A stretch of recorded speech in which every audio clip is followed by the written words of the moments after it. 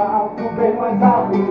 Levante Cristo, alto, bem mais alto. Levanta! Levante Cristo, alto, bem mais alto. Levante Cristo, alto, bem mais alto. Dê um sorriso pra Jesus. No coração.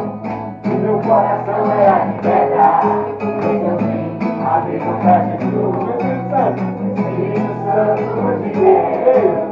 Ele age sobre meu coração.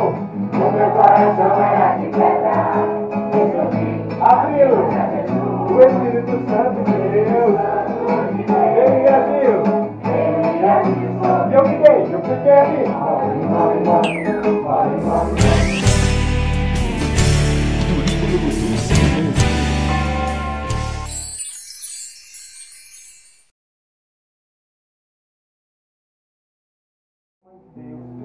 Que a mãe de Deus nos traz ao seu Filho, nos leva, nos conduz, intercede pelo nosso coração e nos deixa não cair nas tentações do pecado. Ave Maria, cheia de graça, o Senhor é convosco.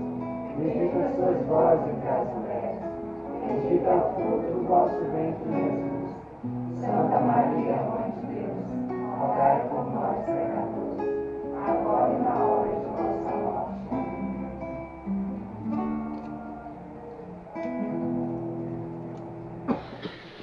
Amém?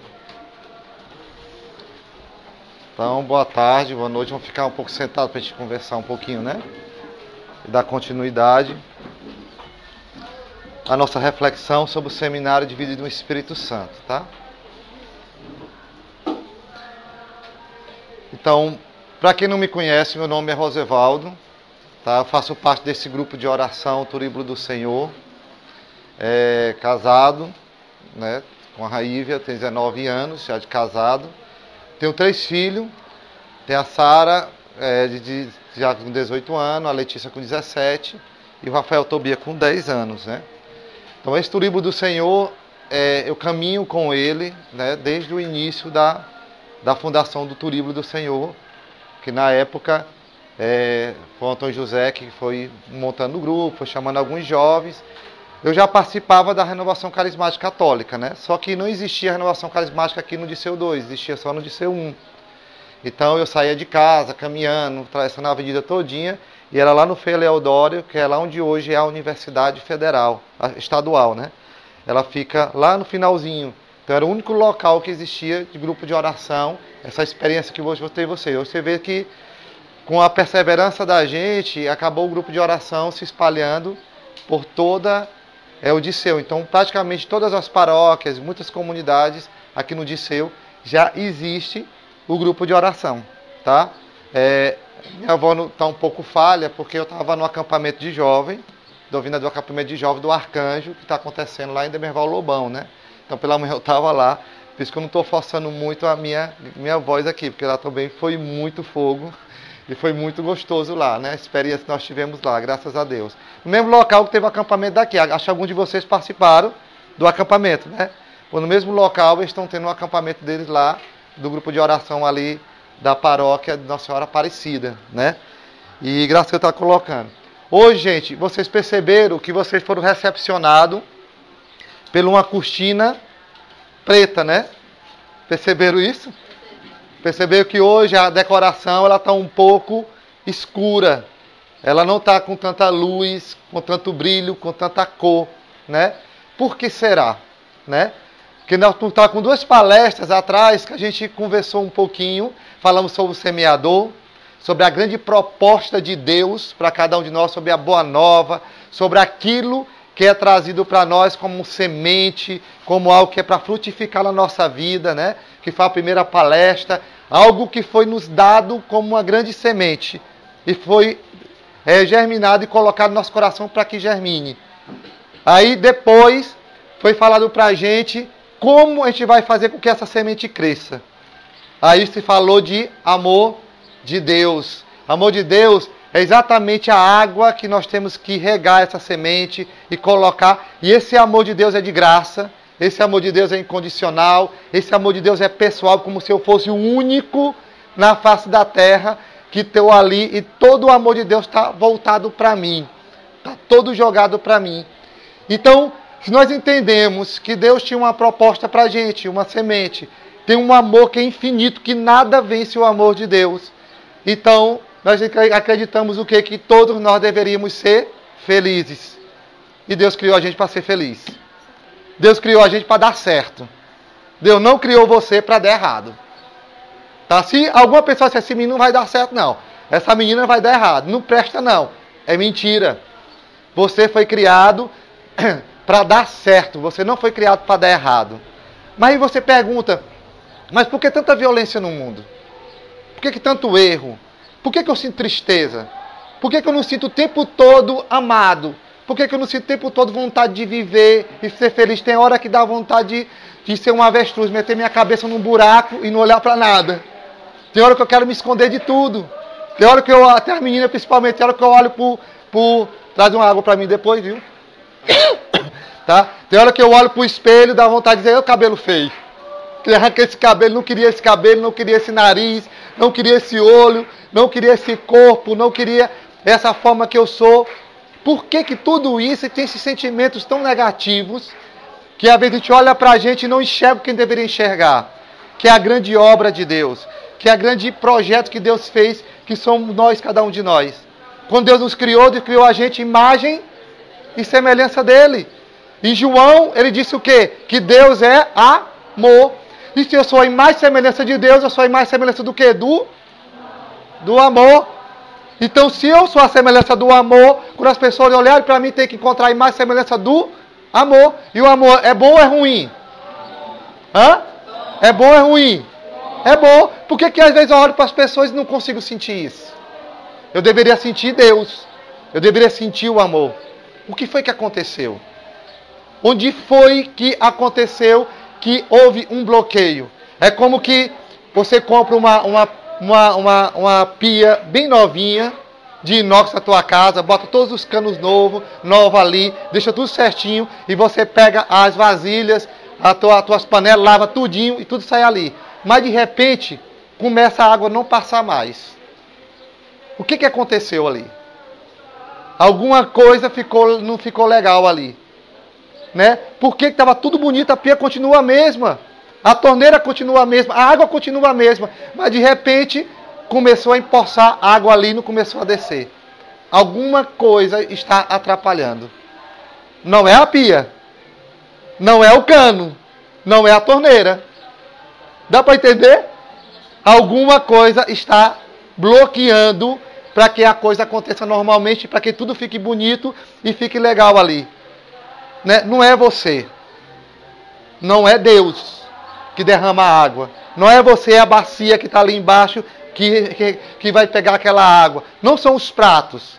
Não são as pessoas que estão ali, que estão sendo lavadas dentro de você ali. Alguma coisa está tampando, está impedindo que aquela água suja saia dali. O que aconteceu? E aí que a gente vai entender. Gente, tem uma história que aconteceu em Gênesis capítulo 3. Gênesis capítulo 3. No versículo 1. Aconteceu uma história não muito legal. Tudo era luz quando Deus criou. Tudo muito maravilhoso. Mas teve um dia de escuridão depois da criação da humanidade, por uma decisão errada, por uma tomada de decisão errada de uma pessoa que estava naquele momento em intimidade com Deus. E às vezes, o que dá errado são as nossas escolhas, gente. O mundo vai tornando errado quando a gente escolhe errado. E a gente sabe o que significa trauma. Sabe o que é trauma? Trauma são aquilo que as pessoas escolheram pela gente, que de certo ponto não foi muito legal e causou feridas na gente. Porque quando a gente é pequenininho, quem escolhe por você? Quem é? Teus pais, os teus cuidadores, os professores, todo mundo. Chega um ponto que você vai escolher. Mas essas pessoas precisam ensinar você a escolher certo. E depois é você que vai escolher. E as tuas escolhas vai ter uma consequência. Tudo que você escolhe tem uma consequência. Isso é chamado de liberdade. E o grande prova do amor de Deus não está simplesmente em Ele te dar a vida somente, e Ele está te dando toda a graça. A grande prova do amor de Deus é te deixar livre. Se você quiser ficar com Ele, fica. Se não quiser ficar também, Ele também não vai te destruir por isso. Agora, você vai sofrer as consequências se você não seguir aquilo que Ele está te dizendo. É escolha nossa. Querer ser feliz ou não ser feliz. Vamos lá o que aconteceu? E de repente, a gente vai falar desse tema de hoje, do que aconteceu aqui, ó. Ora, existia, depois que Deus criou o homem, criou a mulher, deixou tudo ali, estava tudo muito harmonioso. No capítulo 2, próximo do versículo 15, Deus diz para o homem, você pode fazer tudo que está aqui. Todas as coisas estão à tua disposição. A natureza, os animais, tudo que eu criei. Só uma coisa eu te peço. Não coma do fruto daquela árvore, que é chamada da árvore do conhecimento, da ciência, do bem e do mal. Porque no dia que tu comer, vocês vão morrer. No dia que vocês comerem, vocês vão morrer. Só isso. Você pode comer tudo aqui, ó. Tudo. Banana, laranja, tem tudo aí para você comer. Só não come aquilo ali. Só uma coisa que Deus pediu. Sabe que só era uma coisa. Uma só que Deus pediu. Não era muita coisa não, né? Imagina. Hoje tem tantas coisas que a gente precisa fugir por causa que a gente não obedeceu uma só. Isso era não comer aquilo ali. Mas Deus deu a liberdade, deixou a árvore ali. Aí algumas pessoas podem perguntar, mas se Deus sabia que era tão ruim para o homem, por que Ele deixou ali? Porque também Ele não poderia prender o homem, senão o homem não ia ser o homem, não ia ter liberdade. Ele ia ser um protótipo de Deus, ele estaria preso dentro de Deus. Ele não teria a liberdade de dizer, eu quero Deus, eu não quero. O homem tinha que ter a liberdade de querer ou não querer também ficar com Deus. Ficar ou não ficar no paraíso. E é o que aconteceu. O demônio, que já tinha travado uma luta, lá em Ezequiel mostra a história do pecado. Que Ezequiel mostra que o demônio Ezequiel mostra que ele era um anjo de luz, um anjo poderoso, dominava os louvores de Deus lá no céu. E ele começou a ter inveja e viu que ele poderia ser Deus. Então ele travou uma guerra grande e começou a conquistar vários anjos lá no céu. Vários anjos no céu. E quando ele conquistou esses anjos, muitos anjos caíram para o lado dele e começaram a guerrear contra Deus. Aí Miguel se levantou, está em Apocalipse, se levanta e diz, quem como Deus? E Miguel se tornou o guarda de Deus, o anjo da guarda de Deus lá, do guerreiro de Deus, começou a gritar, quem como Deus? E um batalhão de anjos foi contra Lucifer e os seus anjos do mal. E expulsaram ele do céu. E aí Apocalipse disse, cuidado terra, pois o demônio vai com grande fúria e cai sobre a terra. Então quando ele caiu sobre a terra, foi expulso igual um raio, né? Por isso que muitas religiões satânicas tal, usa aquele raiozinho, que é assim simbolizando como se fosse a queda de Satanás vindo para a terra, né? Até o Flash usa também ele lá, né? Flash, tem vários símbolos infantis, usa aquele raiozinho assim que é Senhor Satã, né? Que fica dois Szinho fechando um raio, né? Simbolizando também aquela passagem lá, né? Essa é outra história, que são simbologias que o pessoal usa para destruir um pouquinho a ideia do cristianismo, que o cristianismo não serve mais. Então eles usam muitas simbologias de outras coisas, que é outras coisas que você pode estudar depois, né? Então, ele veio como raio. Quando ele caiu, ele encontrou quem? Viu o homem lá no paraíso, obra perfeita de Deus. Então, ele se disfarçou de serpente. Aí conversou com o homem. E o que ele disse? Acende a luz, senão não vou entregar, não. Tem luz, não. Oh, meu Jesus. Se não tiver, tem nada, não. Mas aí, louvado seja Deus, porque o pecado tira a visão da gente mesmo. Tira. A gente não lê a palavra de Deus, não. Fica escuro para todo jeito mesmo. Essa é a função do pecado. É apagar as luzes das nossas visões para a gente não ler a palavra de Deus. Tá? Mas vamos ler aqui. Vamos, em nome de Jesus, vai acender agora pelo Espírito Santo. A serpente era o mais astuto de todas as feras do campo. Mas não era a serpente, né? Era o demônio disfarçado de serpente, tá? Não tem nada a ver, não era o animal serpente. Era uma simbologia que era colocada ali, viu? Vamos pensar que era só a serpente, não. Que Deus havia feito. Ela disse à mulher, é verdade que Deus disse para você que não pode comer dessa árvore do jardim? E a mulher respondeu, a serpente, das frutas da árvore do jardim nós comemos, só não da fruta da árvore que está no centro do jardim. Deus disse, não deves comer e nem tocar nela, senão vocês vão morrer. E a serpente disse,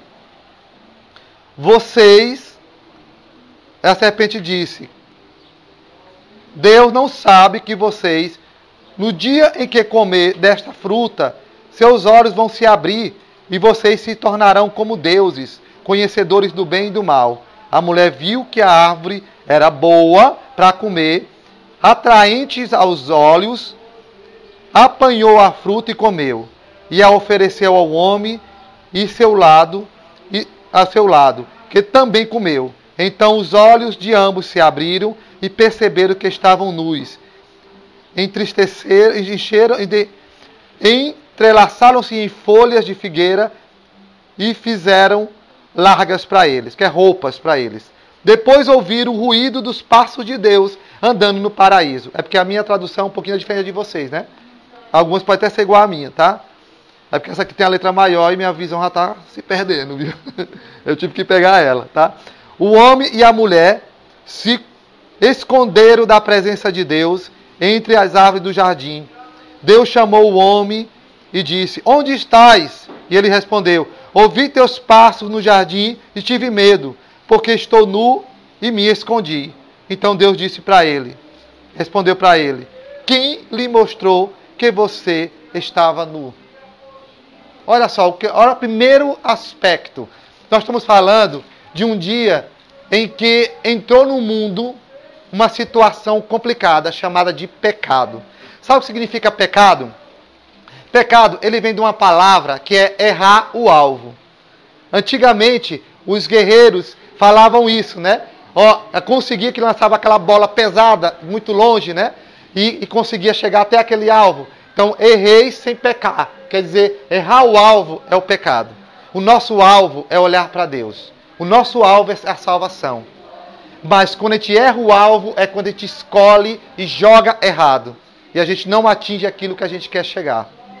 O pecado é toda escolha errada que vai nos afastar principalmente de Deus. Qual foi o primeiro sintoma do pecado? O primeiro sintoma do pecado. Abriu os olhos e eles olharam para eles. E viram que eles estavam nus. A primeira coisa que eles tiveram vergonha foi deles mesmos. O pecado destruiu a imagem da mulher e do homem. Porque ele era como criança. Eles olhavam um para o outro, não tinha maldade nenhuma. Eles olhavam um para o outro, não olhavam defeito. E não olhavam se estava nu, se estava vestido. Se era grande, se era gordo, se era amarelo, se era branco, se era pardo.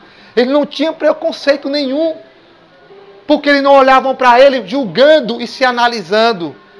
E quando eles pecaram, a primeira coisa foi começando a desejar aquilo que não era deles. A ver coisas que estavam nele que eles não gostaram. E começaram a se esconder atrás de folhas. E começaram a se vestir. Porque começaram a ver maldade até no seu próprio corpo. Porque o pecado mudou a sua visão. Mudou a sua visão.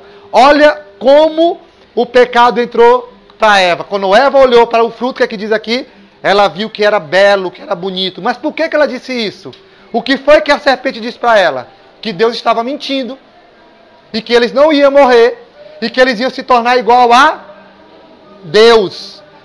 Olha como aconteceu uma história bem parecida no Novo Testamento. Nossa Senhora, quando o anjo apareceu para ela, e ela disse assim, o anjo falou para ela, tu vai ser a mãe do Salvador. A mãe do Salvador. O que foi que Nossa Senhora disse para o anjo? O que foi que ela disse? Eis aqui a escrava do Senhor. Faça-se em mim segundo a vossa palavra. A gente reza isso no texto, né? Eva quis ser igual ao quê? Deus. Nossa Senhora disse que era o quê? Escrava. Eva disse um não para Deus. Nossa Senhora disse um sim para Deus. Veja a diferença dessas duas mulheres. Veja como a história foi mudada naquele momento ali. Por causa de uma decisão errada. Eva escolheu ir contra Deus. Nossa Senhora disse sim, eu aceito Deus. Eva disse para o pai, eu quero ser igual a Deus, quero ser uma deusa. Nossa Senhora, apesar de levar um Deus na sua barriga, disse: eu sou uma escrava. Eu não quero ser igual a Deus, quero ser uma escrava e uma serva de Deus. Renunciou todo o orgulho e toda a vontade de querer crescer. Porque nessa hora Nossa Senhora precisava viver a história da entrada do pecado, porque estava entrando a salvação do mundo. Tinha que ser ao contrário do que aconteceu naquela história do pecado. Porque na hora do pecado todo mundo se afasta de Deus. Na hora da salvação todo mundo é resgatado para próximo de Deus. Precisava ser diferente os pensamentos dessas duas mulheres. Por uma mulher, o pecado entrou no mundo. Por uma mulher, a salvação entrou no mundo. Por um não, fechou as portas da graça para o mundo. Por um sim de uma mulher, abriu-se as portas da salvação. Deu para entender? Como a nossa escolha e a nossa decisão e o que nós vamos responder diante da proposta de Deus pode mudar a nossa vida. Aí o que aconteceu mais? Lá na frente, aí Deus foi dar uma chance para ele. Deus provocou um diálogo. Provocou um diálogo com Adão. Aí Deus disse para Adão, se voltou com ele: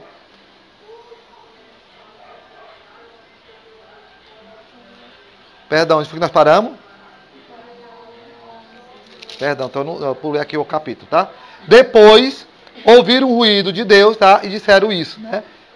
Estávamos nus e nos escondendo da tua presença do jardim. Javé chamou o homem e disse: onde você está? E ele estava nus e se escondemos, né? Aí Deus falou assim: Javé, continuando aqui, que minha visão está meio... ouvi teus passos, estavam nus. Me respondeu. Javé, Deus continuou: quem lhe mostrou que você estava nu? Será que você comeu da árvore da qual lhe pedi para não comer? E o homem respondeu: a mulher que tu me destes como companheira, foi ela quem me deu do fruto da árvore e eu comi. Primeira proposta de Deus. Deus provocou um diálogo. Erramos. Acabou. Não teve jeito. Já erraram? Erraram. Agora vamos conversar como pai e filho. Então ele chamou o homem. Sim, homem. Por que ele chamou o homem primeiro? Por quê? Porque a ordem que Deus deu lá no versículo 15 do capítulo 2 foi para quem? Foi para Adão ou foi para Eva? Ele deu a ordem para Adão: não pode comer, Adão. E você vai dizer para Eva para ela não comer também. Mas disse primeiramente para Adão. Então ele chamou Adão em primeiro lugar. O que foi que tu fez, Adão? O que foi que tu fez? O que foi que Adão fez nessa hora? Botou culpa em quem? Não. Não botou culpa na Eva, não. Ele botou culpa em quem primeiro? Em? A mulher que tu botaste comigo. Eu não pedi, Senhor. Eu não pedi mulher nenhuma. Ele disse: foi isso. Em outras palavras, ele disse: olha, eu estava dormindo, tu botou um sono em mim, e tu arrancou uma mulher, e agora a mulher fez eu comer e fez a coisa errada. Fez eu praticar a coisa. Foi tu que botou a mulher do meu lado. Aquela mulher que tu me deu como companheira, se lembra? Pois foi ela, então resolva com ela. Não é comigo não. Botou culpa em quem? Botou culpa em Deus. Gente, Deus só queria que ele dissesse assim: Senhor, me desculpa, perdão. Eu errei, eu não consegui cumprir o que estava fazendo. E na mesma hora Deus tinha perdoado dele e tudo tinha acabado ali. E ele tinha libertado Adão daquele pecado e tudo voltava ao normal. Deus só queria que Adão admitisse, confessasse o seu pecado. Aí Adão covardemente fez o quê? Jogou para a mulher. Aí Deus, segunda chance. Mais uma chance. Se voltou para a mulher e perguntou: mulher, o que tu fizeste? E a mulher: não fui eu não, Senhor. Foi a serpente que tu criou um monte de animal na terra, ainda cria um animal mau. Porque tu criou uma serpente e essa serpente é astuta. E essa serpente me enganou. Foi a serpente que tu criou e botou no jardim e ela me seduziu e me fez comer da árvore do fruto da vida. No final de tudo, a culpa foi de quem? A culpa foi de Deus. No final de tudo, a gente sempre culpa a Deus. E isso é a visão do pecado. É uma pessoa diz assim: porque tanta violência, Deus é bom, porque tudo está acabando errado. Agora ninguém lembra do que está sendo feito. Ninguém lembra que estão destruindo a educação e tirando a educação dos nossos filhos. Ninguém lembra que cada um está se preocupando com a sua felicidade. Ninguém lembra que as novelas hoje nos doutrinam dizendo assim: que a mulher, por que tu está sofrendo por casamento, mulher? Por que você sofre? Tem que preocupar com a tua felicidade. Não vale a pena você sofrer por homem, não. Se isso daqui não dá certo, procura outro. Aí você abandona filho, abandona tudo. É o que nós vemos hoje na doutrinação dos filmes e das novelas, daquela outra, outro canalzinho que chama que é só série.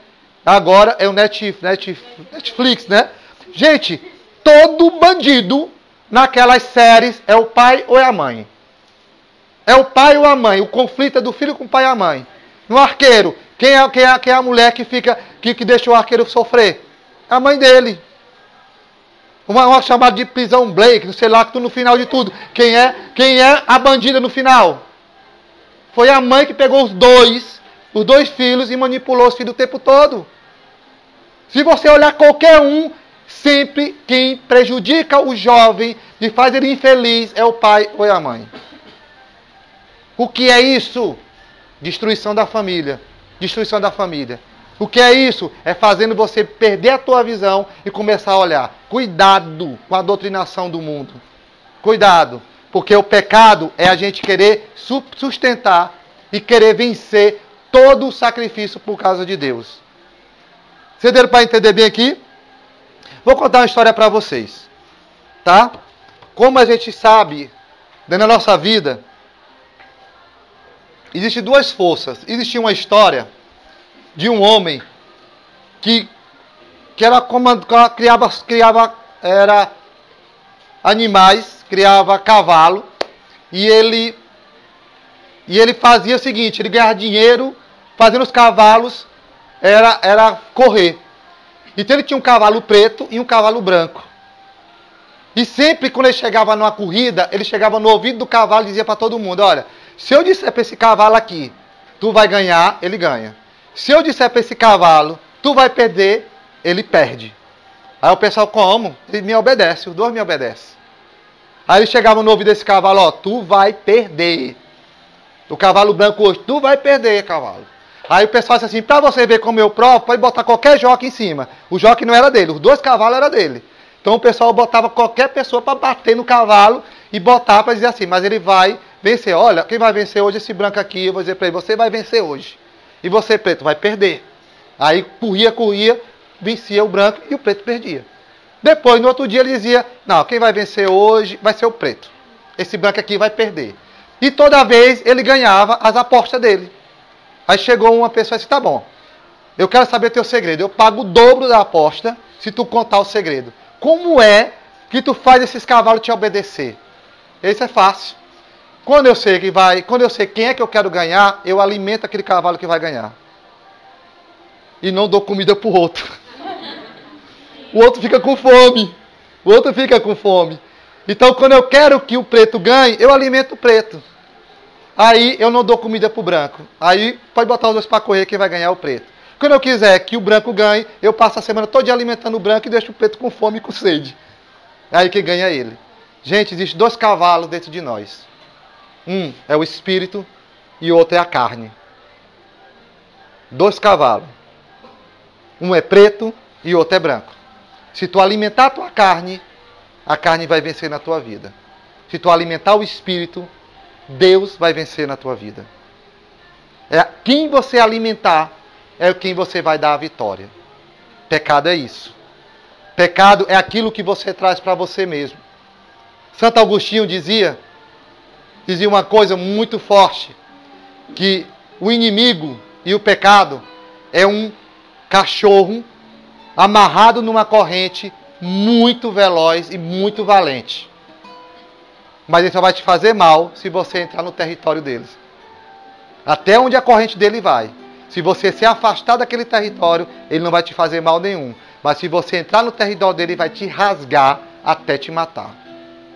Porque ele tem sede de morte. Ele tem sede de destruir a obra de Deus. Isso é o pecado. Por isso cabe as nossas escolhas. Se você se alimenta da palavra de Deus, se você se alimenta de oração, se você alimenta o Espírito, você vai vencer teu pecado. Se você se confessa o teu pecado numa confissão com o Padre, se você admite os teus erros e começa a olhar para a tua vida a partir daquilo que Deus está te colocando, tudo vai ser diferente. Agora alimenta a tua carne, alimenta teu ódio, Alimenta a própria indecência na tua cabeça, as próprias escolhas erradas que você vai fazendo. Vai alimentando tudo isso. E você vai dar vitória para a tua carne. Você vai ter forças para vencer. Nós somos o que nós nos alimentamos. Nós somos o que nós alimentamos. Se comer muita gordura, vai cair colesterol. Se comer muito sal, pode ter certeza que a tua pressão vai estourar. Não é não? Agora, se você se alimentar do corpo e sangue de Cristo, pode ter certeza que você vai virar santo. Amém? Pega a mão no teu coração. Diga, Senhor Jesus, quero me alimentar de Ti. Mesmo, Senhor Jesus, que as propostas do mundo, que tudo ao meu redor, queira nesse momento atrapalhar a minha vida, eu escolho, Senhor, viver o Espírito Santo. Dai-me, Senhor Jesus, a Tua misericórdia. Mesmo que eu não tenha força, Senhor, para dizer um não, eu peço a Tua graça. Mesmo que eu não compreenda quais caminhos tenho que seguir, peço a Tua graça. E eu não quero escutar a voz do mal. Eu prefiro escutar os Teus passos, caminhando rumo a mim, como Adão e Eva escutava os Teus passos no paraíso. A Tua presença era tão forte que eles escutavam as Tuas pegadas.